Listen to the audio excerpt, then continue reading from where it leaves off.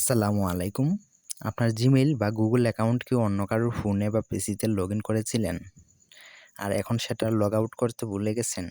No tension. আপনার নিজের phone থেকেই দূর করুন এই বড় বিপদ।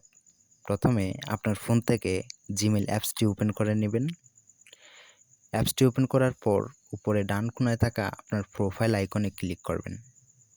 এখানে ক্লিক করার পর আপনি এখানে ম্যানেজ ইওর গুগল অ্যাকাউন্ট আপনি এখানে ক্লিক করবেন। এখানে ক্লিক করার পর আপনি সিকিউরিটিতে ক্লিক করবেন। সিকিউরিটিতে ক্লিক করার পর একটু নিচে স্ক্রল করলেই পাবেন ম্যানেজ অল ডিভাইস অপশন।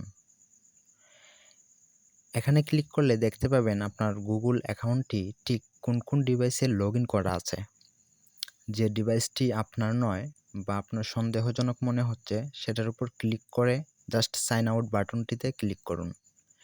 সাথে সাথেই সেই ডিভাইস থেকে আপনার অ্যাকাউন্ট চিরতরে লগ আউট হয়ে যাবে।